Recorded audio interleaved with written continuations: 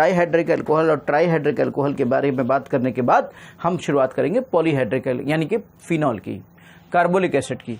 तो बेटा dihydric alcohol में जो सबसे बड़ी कैटेगरी आती है, डाइहाइड्रिक अल्कोहल का मतलब क्या होता है? डाइहाइड्रिक अल्कोहल का मतलब होता है ये आपका जिसके अंदर 2OH ग्रुप प्रेजेंट हो, 2OH ग्रुप प्रेजेंट हो। देखिए डाइहाइड्रिक अल्कोहल आपका जैसे ये है आपका CH2OH, this is called as ethylene glycol, this is called as ethylene glycol. चलिए देखते हैं कि ये कैसे प्रिपेयर होता है, इसको किस तरीके से प्रिपेयर करते हैं। मेथड ऑफ प्रिपरेशन को थोड़ा समझते हैं, how to prepare it, method of preparation इसको हम थोड़ा सा समझते हैं। देखिए इसके दो मेथड खास तौर पे हमारे बहुत ही फ्रीक्वेंट आस्किंग रिएक्शंस हैं, जो कि बहुत ही ज़्यादा रिएक्शंस आती हैं। दो मेथड्स हैं, 2 मेथड्स हैं। वन मेथड है एथिलीन ऑक्साइड से हम लोग इसे बनाएंगे। एथिलीन ऑक्साइड से अगर हम इसे बनाएं तो एथिलीन ऑक्साइड से हम कैसे बना सकते हैं? देखिए एसिडिक मीडियम आपको लेना पड़ेगा, हाइड्रोलिसिस, एसिडिक मीडियम में हाइड्रोलिसिस करानी पड़ेगी। If you are doing hydrolysis in acidic medium, आप हाइड्रोलिसिस एसिडिक मीडियम में कराते हो तो ये जो आपका प्लस है, ऑब्वियसली एसिडिक मीडियम में क्यों करा रहे हो आप हाइड्रोलिसिस, या हाइड्रोलिसिस को आप एसिडिक मीडियम में, बेसिक मीडियम में कराने की जरूरत क्या पड़ती है? एक्चुअली क्या होता है बेटा, हाइड्रोलिसिस में जो फाइनल प्रोडक्ट होता है ना, उस फाइनल प्रोडक्ट में H2O ऐसे ऐड नहीं हुआ होता है, बल्कि H और OH ऐड होता है। अब H और OH तो H2O से इजीली मिलता नहीं है, क्योंकि उसका डिसोसिएशन कांस्टेंट बहुत ही कम होता है। उसका आयनिक प्रोडक्ट 10⁻⁻14 पे जाता है बेटा रूम टेम्परेचर पे, तो ना के बराबर डिसोसिएशन माना जाता है। इसे हम कहते हैं वाटर को फीबली आयोनाइज्ड। एक होता है वीकली आयोनाइज्ड, और उससे भी ज़्यादा जो वेरी वीकली होता है उसे कहते हैं फीबली आयोनाइज्ड। तो वाटर हमारा फीबली आयोनाइज्ड होता है। इस वजह से हमें एसिड या बेस की रिक्वायरमेंट पड़ती है उसकी एक्टिविटी को बढ़ाने के लिए, उस रिएक्शन को प्रोसीड करने के लिए। तो एसिड का हल्की सी ड्रॉप हमने मिला दी या बेस की हल्की सी ड्रॉप हमने मिला दी तो इजीली हमारी हाइड्रोलिसिस परफॉर्म हो जाती है। तो जैसे यहाँ पर हम जो हाइड्रोलिसिस करने जा रहे हैं वो बेसिकली एसिडिक हाइड्रोलिसिस है, वो आपकी एसिडिक हाइड्रोलिसिस है, वो आपकी एसिडिक हाइड्रोलिसिस है। और वो एसिडिक हाइड्रोलिसिस में आपका H+ यहाँ से आता है। ऑब्वियसली H+ अगर एसिडिक हाइड्रोलिसिस से शुरुआत करेगा, बेसिक हाइड्रोलिसिस में OH- शुरुआत करता है, और एसिडिक हाइड्रोलिसिस में H+ उस रिएक्शन की शुरुआत करता है, इनिशिएट करता है। अगर H+ बढ़कर शुरुआत करता है तो बताइए मुझे किस जगह पे जाना चाहेगा? उस जगह पे जहाँ जाना चाहेगा जहाँ पर उसे लोन पेयर ज़्यादा मिलेंगे, और वो अगर एक से ज़्यादा इलेक्ट्रोनेगेटिव एलिमेंट है तो उस जगह पे जाना चाहेगा जो मोस्ट इलेक्ट्रोनेगेटिव एलिमेंट है। ऑब्वियसली यहाँ पर ऑक्सीजन ही सबसे ज़्यादा इलेक्ट्रोनेगेटिव एलिमेंट है, इस वजह से H+ यहाँ से मूव करते हुए इस O के पास जाएगा, इस O के पास जाकर जुड़ जाएगा, और ये O का जो लोन पेयर था वो एक बॉन्ड पेयर में कन्वर्ट हो जाएगा, और इसकी जगह पर O के ऊपर पॉजिटिव आ जाएगा। O के ऊपर आप देखिए यहाँ पर पॉजिटिव आ गया। जब O के ऊपर पॉजिटिव आ गया तो यार इसने कहा ये तो मैंने बड़ा गलत बयाना ले लिया भाई, मुझ जैसे अमीर इंसान के ऊपर एक गरीबी का निशान आ गया इसको सपोर्ट देने के चक्कर में। मैं अब ऐसा नहीं कर, लेकिन अब कमिटमेंट वो कर चुका है इसकी सपोर्ट की, कमिटमेंट वो कर चुका है इसके सपोर्ट की, कमिटमेंट वो तोड़ता नहीं है। हर बड़े इंसान का एक पक्का वो होता है कि वो कमिटमेंट तो कभी नहीं तोड़ता, भले ही वो पैसे में छोटा हो या बड़ा हो, लेकिन अगर वो बड़ा है तो उसका कमिटमेंट जरूर, और जिसका कमिटमेंट बड़े होते हैं, स्ट्रांग होते हैं, वही बड़े होते हैं। तो वो कमिटमेंट तोड़ता नहीं है, यानी ये बॉन्ड तो वो तोड़ेगा नहीं जो अभी बनाया उसने, भले ही उसको अपनी किसी और पुराने बॉन्ड को तोड़ना पड़ जाए, भले ही उसे अपने किसी और चीज़ को तोड़ना पड़ जाए, भले ही अपने किसी और चीज़ को ख़त्म करना पड़ जाए, भले ही वो कहीं से इलेक्ट्रॉन डेंसिटी ले आए, लेकिन अब एक बार इसने कमिटमेंट कर दिया तो फिर उसके बाद वो किसी की नहीं सुनता है। फिर उसके बाद वो इलेक्ट्रॉन डेंसिटी को पूरा करने के लिए बगल के बॉन्ड को तोड़ लेता है, वहाँ से अपनी पुरानी संपत्ति को ले लेता है और अपनी डेंसिटी को दोबारा वापस ले लेता है, और इस तरीके से बेटा AOH आ जाता है। और अब वो पॉजिटिव का साइन उस पर आ जाता है, उसके बगल के उस पर आ जाता है, प्लस पे आ जाता है। जब प्लस पे आ जाता है तो इसके पास अब कोई न्यूक्लियोफाइल जाएगा। देखो अब नॉर्मली हम क्या करते हैं यार, H+ जोड़ दिया है, अब हम OH- जोड़ दें, रिजल्ट आ जाएगा आपका, नो डाउट रिजल्ट आ जाएगा, नो डाउट रिजल्ट ही आ जाएगा। लेकिन मैकेनिज्म बेस पर देखें तो ये चीज़ सही नहीं है। मैकेनिज्म पे बेस पर देखिए तो वाटर खुद एज एन इलेक्ट्रोफाइल होगा, क्योंकि H2O से बेटा OH- तो मिल ही नहीं रहा है ना, वो जो H+ आया था वो तो एसिड का आया था। तो वाटर खुद ही बेटा यहाँ पर वाटर खुद ही एज ए न्यूक्लियोफाइल एक्ट करेगा, और न्यूक्लियोफाइल की तरफ पे यहाँ पे ऐड हो जाएगा। न्यूक्लियोफाइल की तरफ पे जब वो यहाँ पे ऐड होगा ना, तो वो जो प्लस था वो फिर इस O के ऊपर आ गया। इसने कहा यार ये तो फिर गड़बड़ हो गया, अब जब फिर गड़बड़ हो गया तो उसने कहा कि भाई जो H प्लस इसके अंदर है, देखो यहाँ पर दो चीज़ें होंगी, ये जो H प्लस H होगा ना, तो ये H ऐसे H2O जो है वो H होगा, तो 1H यहाँ से निकल जाएगा, तो ये प्लस लेते हुए वो निकल जाएगा। अल्टीमेटली कुर्बानी कौन देगा? अल्टीमेटली कुर्बानी आपका गरीब आदमी ही देगा। अल्टीमेटली H प्लस निकल जाता है, और ये जो H प्लस निकला है वो एसिडिक में जो आपने शुरुआत में यूज़ किया था ना H प्लस, वो आपने देखिए वापस भी कर दिया। जब आपने वापस कर दिया तो इसका मतलब अब वो नेक्स्ट मॉलिक्यूल को इनिशिएट करने के लिए, रिएक्शन को इनिशिएट करने के लिए चला जाता है। इस तरीके से एक OH यहाँ भी आ गया, और ये नेक्स्ट मॉलिक्यूल के लिए आपका H प्लस अवेलेबल हो गया। इस तरीके से ये बन गया बेटा। अब एक होता था, आपको याद होगा मैंने एल्कीन की रिएक्शन से जब स्टडी करी थी तो वहाँ पर बताया था सिन hydroxylation, anti hydroxylation.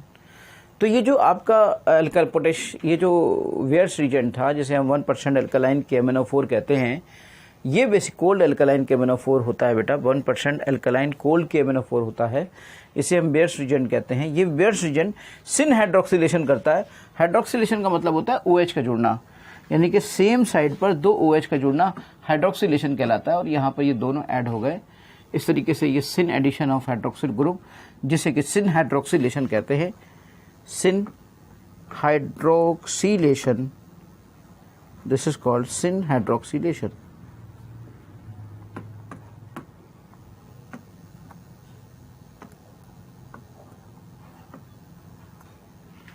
This is called syn hydroxylation, और ये इस तरीके से हमारा सिन हाइड्रोक्सिलेशन हो जाता है।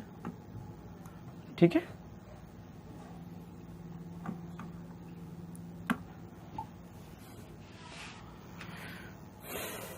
इसमें जो बेटा मेन रिएक्शन है डाइहाइड्रिक अल्कोहल की मेन रिएक्शन की मैं बात करूंगा, जो सबसे फेमस रिएक्शन है, और वो रिएक्शन है pinacol to pinacolone rearrangement.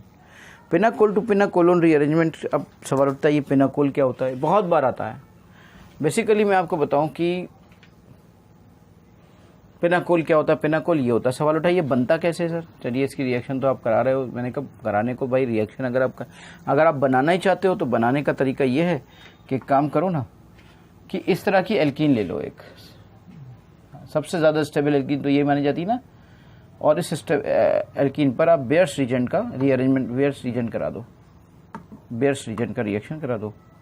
When you will react Baeyer's reagent with this, react Baeyer's reagent होगा तो हाइड्रोक्सिलेशन हो जाएगा, सिन हाइड्रोक्सिलेशन हो जाएगा, तो ये बन जाएगा, है ना।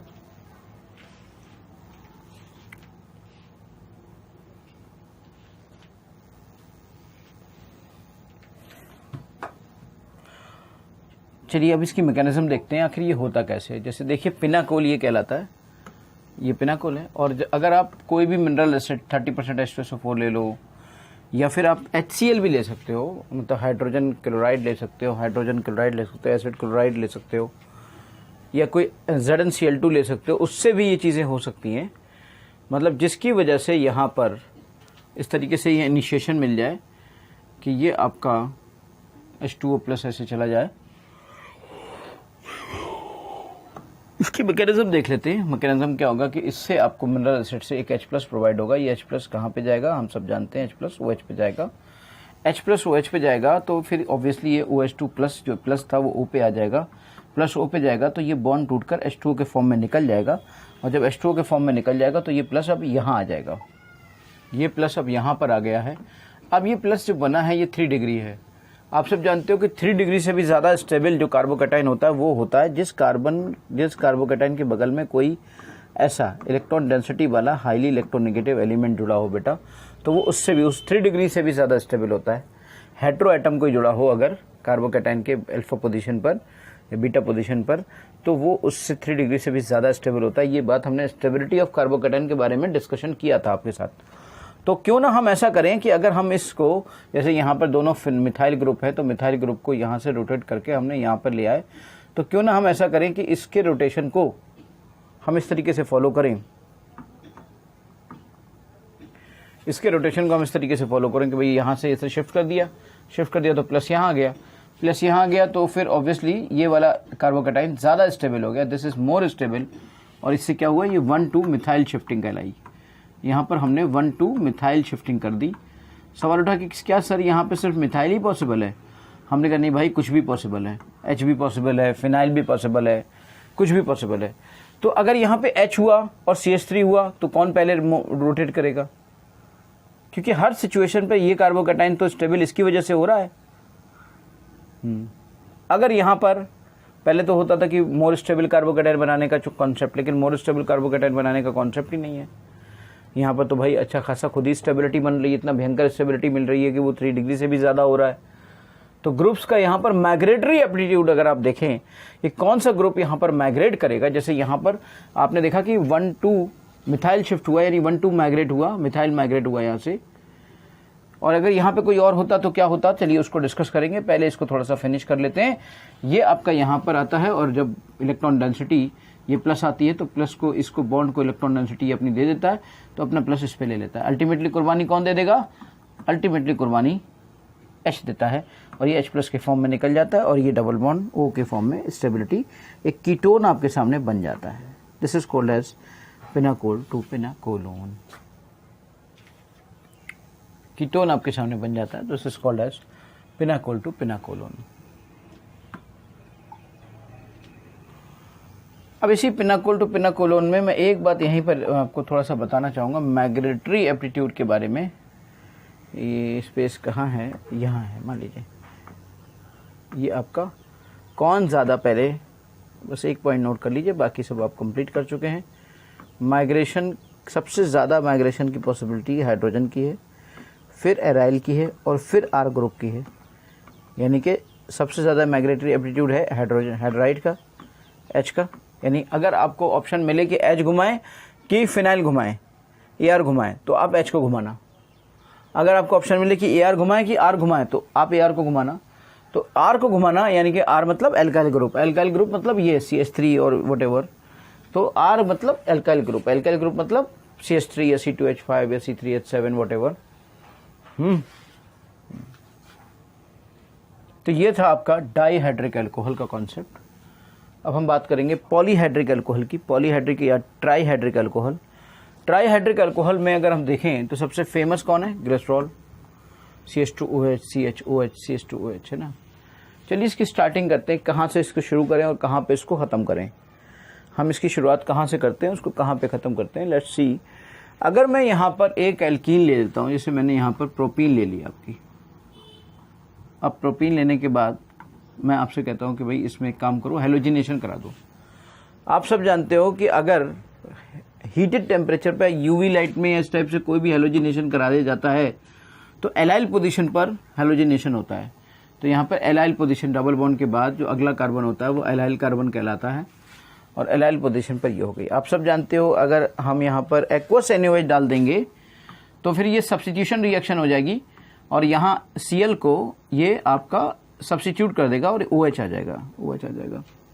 लेकिन हमें बनाने थे ये, तो अब एक काम करते हैं, हम एक काम और करते हैं कि हेलोहाइड्रिन यानी HOCl की रिएक्शन करा देते हैं। HOCl में हम सब जानते हैं कि HO जो होता है OH माइनस पे होता है और Cl आपका प्लस पे होता है। तो ये प्लस माइनस वाला मार्कोनियोव के हिसाब से कहाँ जाएगा? यहाँ जाएगा। प्लस वाला कहाँ जाएगा? यहाँ जाएगा। इस तरीके से आपका ये OH और Cl बन गया। अब आप एक काम करिए ना, एक्वस NaOH से फिर से करा दीजिए, जो Cl होगा वो भी OH में कन्वर्ट हो जाएगा और फाइनली आपके तीनों OH बन जाएंगे and it will make you glycerol. और ये आपका ग्लिसरॉल आपके सामने होगा। आसानी से आप यहाँ से ग्लिसरॉल को डेवलप कर लेंगे, है ना। ग्लिसरॉल की कुछ रिएक्शंस की अगर बात की जाए तो कोई ख़ास रिएक्शन नहीं, लेकिन HI के साथ इसकी रिएक्शन फेमस है काफ़ी। रिएक्शन विद HI अगर मैं इसकी बात करूँ तो HI के साथ इसकी फेमस रिएक्शन है, यानी कि थोड़ा सा कभी कदार आ जाती है। CH2OH है, CHOH है और CH2OH है, इस तरीके से ये आपका। और अगर आपका ये 3HI मान लीजिए आपने डाल लिया, बहुत ज़्यादा एक्सेस में नहीं डाला, 3HI डाल दिया आपने। अब 3HI डाल दिया तो ऑब्वियसली ये सब के सब भैया बदल जाएगा, ये सब के सब आपके शिफ्ट हो जाएंगे, ऑब्वियसली सब के सब आपके शिफ्ट हो जाएंगे, है ना। जब सब के सब शिफ्ट हो जाएंगे तो यहाँ से कहीं ना कहीं से आपका I2 निकल जाएगा और I2 निकल जाएगा तो ये CH2 डबल बॉन्ड CH और ये CH2I हो जाएगा, CH2 डबल बॉन्ड और CH2I बन जाएगा। CH2 डबल बॉन्ड और I बन गया। अब ज़रा देखिए, ये देखिए एलाइल आयोडाइड, यहाँ पर इसे हम कहते हैं एलाइल आयोडाइड हो गया। तो ऐसी सिचुएशन में ये एलाइल आयोडाइड बन जाता है। अगर कोई कहे आपसे कि भाई हम तो एक्सेस HI के साथ रिएक्ट करेंगे, अब एक्सेस HI के साथ रिएक्ट कराओगे तो एक काम कर लो, इसको भी आगे भी HI के साथ रिएक्ट करा दो। यहाँ तक तो यही होगा। अब अगर if you want to access, एक काम करते हैं, इसको भी HI के साथ रिएक्ट कर सकते हैं। मार्कोनियोव को ऐड कर देते हैं मार्कोनियोव के हिसाब से कि आपका ये CH3 बन जाएगा, ये आपका CHI बन जाएगा। नेगेटिव पार्ट वहाँ जुड़ेगा जहाँ पर कम है और पॉजिटिव वहाँ पे जुड़ेगा जहाँ पे ज़्यादा है। अब इस तरीके से ये क्या होगा, इस तरीके से ये आपका I दो बार फिर आ गया। अब I दो बार अगर थोड़ी सी भी हीटअप कर दोगे तो ये I2 फिर निकल जाएगा, I2 फिर निकल जाएगा। तो फिर ये इस तरीके से CH डबल बॉन्ड CH2 फिर आ जाएगा। अब एक काम करो, इस पर HI फिर रिएक्ट करा दो, एक्सेस है ना, तो HI फिर रिएक्ट करोगे तो ये आपका बन जाएगा CH3 CHI और CH3। अब आप इसको हीटअप नहीं करा पाओगे, क्योंकि अगर इसके बाद भी हीटअप करो तो एक्सेस HI है ना, तो फिर HI की टूटने की पॉसिबिलिटी अब ख़त्म हो गई। हाँ, तो इस तरीके से ये बन गया तुम्हारा आइसोप्रोपाइल आयोडाइड। यानी कि हमने क्या देखा, हमने ये देखा कि अगर हम लिमिटेड अमाउंट ऑफ HI डालें तो हमें एलाइल आयोडाइड मिलेगा। ये क्वेश्चन होगा, क्वेश्चन आता है बहुत बार कि अगर ग्लिसरॉल पर हम लिमिटेड 3 मोल्स ऑफ HI डालें तो क्या मिलेगा, और अगर एक्सेस में डालें तब क्या मिलेगा। तो अगर हम लिमिटेड डालेंगे तो एलाइल आयोडाइड मिलेगा, और एक्सेस में डालेंगे तो हमें आइसोप्रोपाइल आयोडाइड मिलेगा। ये था बेटा इस तरह के रिएक्शंस का। और भी बहुत सारे अच्छे रिएक्शंस हैं इसमें ग्लिसरॉल में, ठीक है, लेकिन हम जैसे क्वेश्चंस आएंगे उनकी प्रैक्टिस करेंगे। और now we are going to discuss about phenol. हम उनके फिनॉल का डिस्कशन करने जा रहे हैं। फिनॉल का डिस्कशन NCERT से बड़ा बेहतर रहेगा, क्योंकि उसमें बहुत सारे पॉइंट है और वहीं पर मैं चीज़ों को आपको क्लियर भी कर दूंगा कि कहाँ पर क्या था।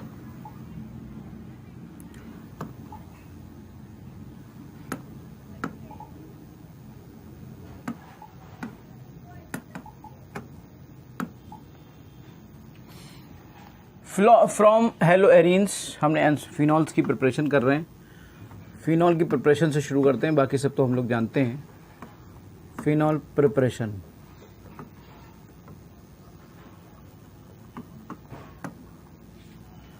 फिनॉल की प्रिपरेशन से शुरू करते हैं, बाकी तो हम लोग सभी कुछ जानते ही हैं कि कहाँ पर कैसे क्या हो रहा है।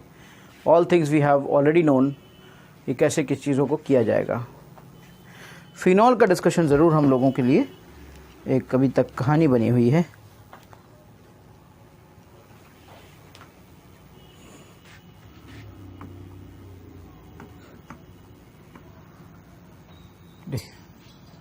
फिनॉल की शुरुआत करते हैं भाई। फिनॉल बनाना हमें, फिनॉल के लिए बहुत ही सिंपल सा कॉन्सेप्ट है। शायद मुझे याद नहीं आ रहा है, आपको याद आ रहा है, मुझे तो बहुत याद है, आपको भी याद है।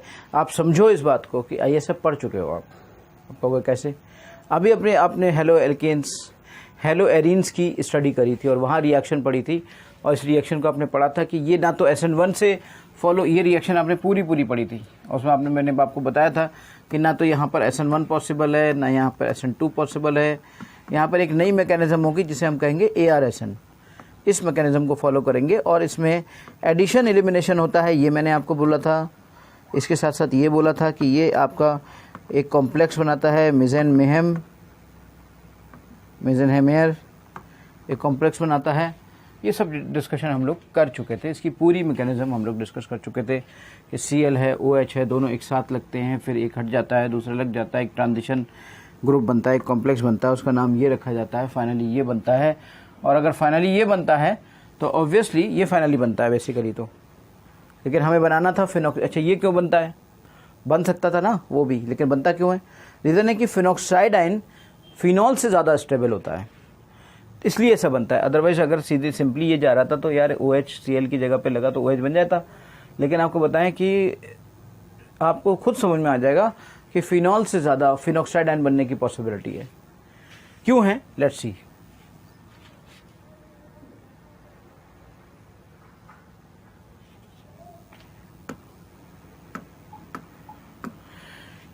बनना चाहिए था फिनॉल, अब बन गया phenoxide ion. How? Because phenoxide ion is more stable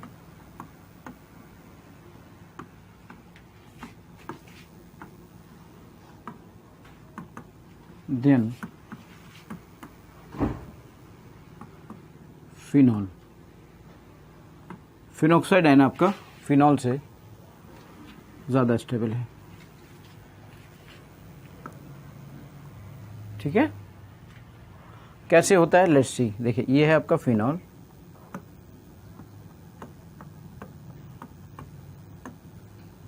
और इससे ये आपके इस तरीके से ऐसे ये बनेंगे। तो इससे जो रेजोनेटिंग स्ट्रक्चर बन रहा है ना, उसमें क्या हो रहा है, उसमें इस पे तो माइनस आ रहा है, लेकिन एक कमी है, ओ पे डबल भी आ रहा है, लेकिन ओ पे प्लस आ गया, और बाकी फिर रेजोनेटिंग स्ट्रक्चर बनते चले गए। एक बात तो ये, तो बाकी के रेजोनेटिंग स्ट्रक्चर तो आप बना ही लोगे, ये ऐसे घूमा, फिर ये ऐसे घूमा, फिर ये ऐसे घूमा, फिर ये ऐसे घूमा, आगे की चीज़ें तो सब आप जानते ही हो। अब देखिए यहाँ पर ऑक्सीजन पर नेगेटिव पॉजिटिव आ गया। अब बताइए हाईली इलेक्ट्रोनेगेटिव एलिमेंट और उस पर पॉजिटिव, ऑल्दो रेजोनेटिंग स्ट्रक्चर इसके 4 बन रहे हैं, ओवरऑल 4 है। इस वजह से फिनॉल भी बहुत एरोमेट बहुत अच्छा है, बहुत स्टेबल है। लेकिन इसका भी इससे भी अच्छा कौन होगा? अगर आप रेजोनेंस की स्टेबिलिटी और रेजोनेटिंग स्ट्रक्चर की स्टेबिलिटी को जानते हो तो आप इस बात को कहोगे कि हाँ यार ये बात सही है कि अगर आप इसको अगर आप कराते, और ये आपका नेगेटिव है, नेगेटिव दिख रहा है, और अगर आप इसके रेजोनेंस बनाते हैं, स्ट्रक्चर बनाते हैं, तो ये कहाँ से शुरुआत होती? ऐसे शुरुआत होती।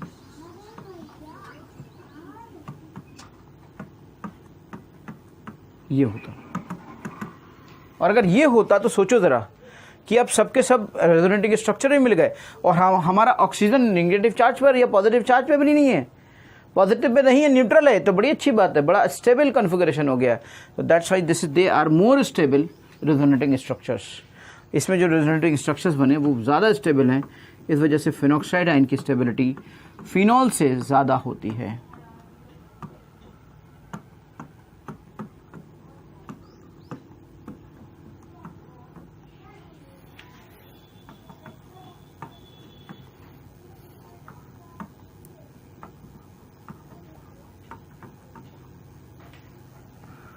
तो ये है आपका phenoxide ion. So phenoxide ion that's why is more stable then phenol, इसीलिए फिनॉक्साइड आयन बनता है इन प्लेस ऑफ फिनॉल। फिर फिनॉक्साइड आयन पर हम एसिड डाल दें तो वो अलग बात है, वो तो बात की बात हो गई, लेकिन डाउ प्रोसेस जिसे हम कहते हैं उसमें यही बनता है। देख लीजिए, अच्छे से ध्यान से समझ लीजिए इस बात को। कहीं से फिनॉक्साइड आयन मिल, तो काम करते हैं सबसे पहले